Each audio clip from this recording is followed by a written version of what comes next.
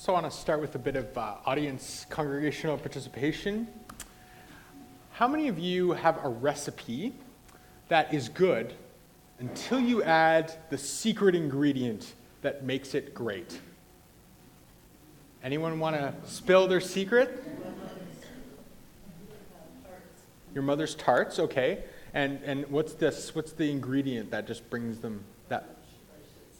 You're not sure you should say, okay, Dot's going to be cagey on us. Who else has one? Secret ingredient Is love. Oh, there we go. Anyone else? Yeah, Bob? Keep everybody out of the kitchen when I'm working.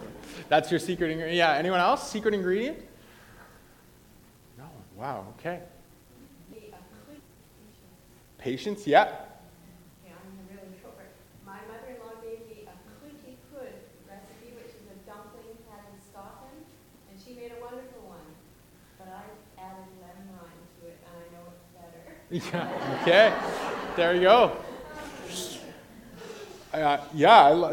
There's lots of recipes that have that unexpected, add a little unexpected piece in them. So I was looking online as I was looking for illustrations, found one that was, add a little sauerkraut to your cupcakes.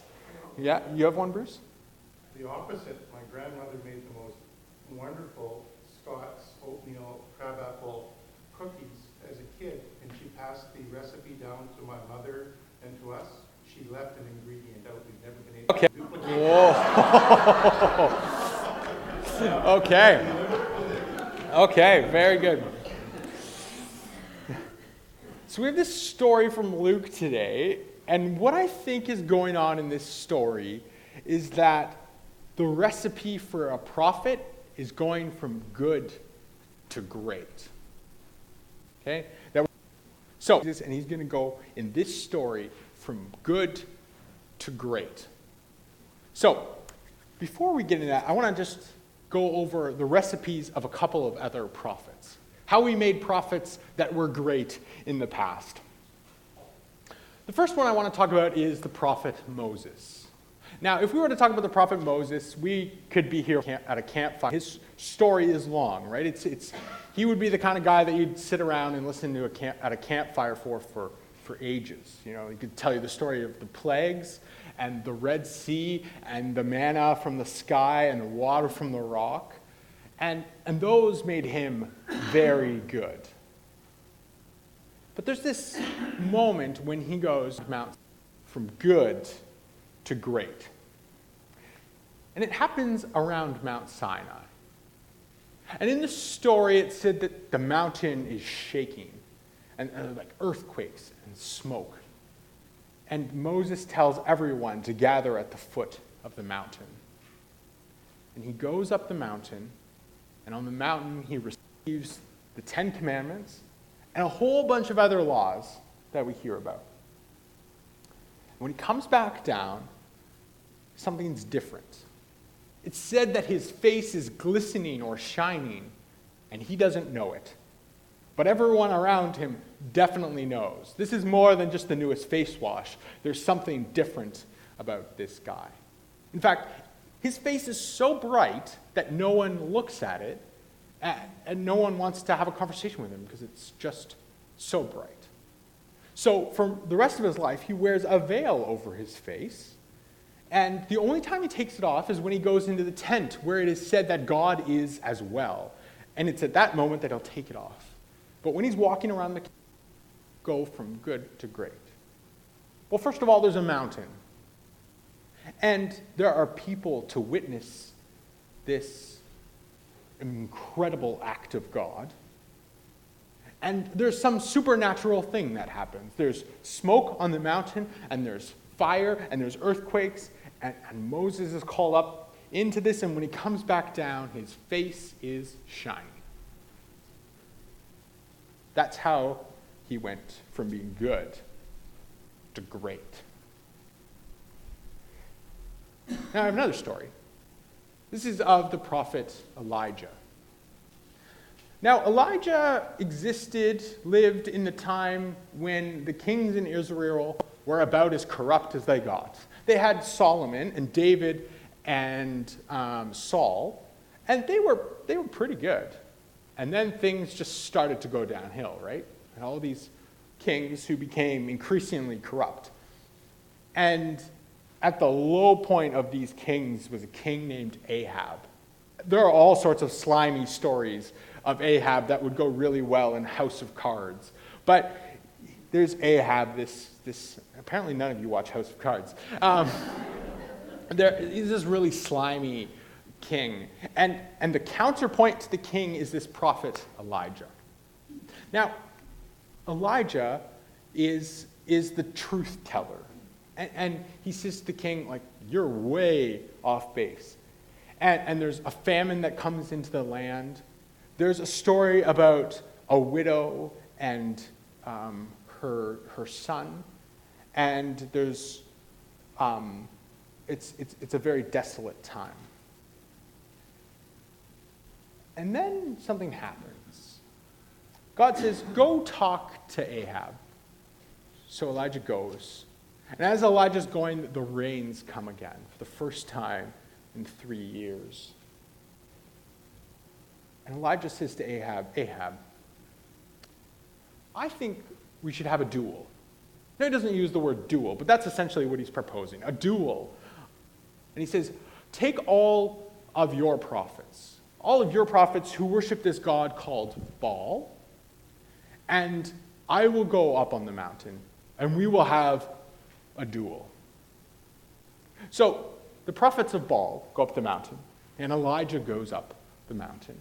And there is this elaborate scene that unfolds. Elijah says to the prophets of Baal, he says, here's what I want you to do. Take a cow, ready the cow for sacrifice. You can build an altar, you can put wood on the altar, put the cow on the altar. The only thing you can't do is light this altar on fire. That is the job of your God. And the prophets say, okay.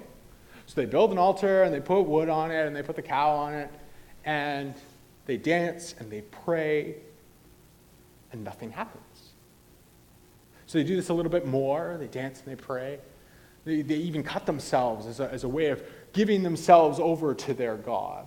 And nothing happens. So Elijah says, okay, my turn. So he takes a cow, he puts it on an altar that he builds, puts wood under it, and then he digs a trench around the altar. And he says, bring me some water. So he drenches the altar in water, which it's a burnt sacrifice. Seems like a silly thing to do. It's at the very least good showmanship. And he says, bring me some more water. And so he does it a second time. They pour water all over this sacrifice. And he does it a third time. Bring me some water. And this altar that is supposed to be a burnt sacrifice is now drenched. And then he prays. And this fire comes down. And the fire burns the cow. It burns the wood. It burns the very rock that the altar is made of. And it's said that it even burned the dust of the ground on which it all sat. And then, as if for a little dramatic flair, it licks up all the water in the trench. And Elijah goes from being good to being great. Do you see the similarities between that story and Moses? There's a mountain. Add one mountain. Add a sprinkle of people to observe this. Add some supernatural phenomenon, and you have a prophet who is now great. Make sense? Now, these are stories of old. I'm not saying these all happened. Just take them as stories. Okay. Let's go back to Jesus for a moment. Last week, we had Jesus, and we left the story with him on a lake shore, having just called Peter, James, and John. And they were off in the beginning, like the beginning of Lord of the Rings. It's like you can picture the fairy music as they go off into the sunset and begin their ministry. Well, a lot happens between Luke 5 and our story of last week and Luke 9, our story of this week. So, what I want to do is read some of the story titles from the 4 chapters between Luke 5 at the seashore and our story today. Jesus forgives and heals a paralytic. Healing on the Sabbath. Jesus heals a great multitude. The Beatitudes. Jesus heals a centurion's servant. Jesus raises the son of the widow of Nain. A sinful woman forgiven. Wind and wave obey Jesus. A demon-possessed man healed. Girl restored to life and woman healed. Feeding of the 5,000. It's, if CNN or CBC had been around, they would have put a reporter on the Jesus bus, because every day there would have been this new story that they would have reported on, right? So there's this sense that this guy is good. Whatever he's teaching, people are listening to, and he seems to be healing many people. But there are other teachers, and there are other healers. And then we come to our story for today. Our story for today is like that secret ingredient which gets added in. That moment where we go from goodness to greatness. It is the way we make a profit. So Jesus and his 3 disciples, Peter, James, and John, they go up a mountain. Sound familiar? They go up a mountain, and Jesus begins to pray. And as he's praying, it's said that his face is altered and his clothes become glistening white. Interesting. We know another person who is like that. As they're talking, as he's praying, all of a sudden, 2 people appear. They're people that we recognize from other story. One is Moses, and one is Elijah.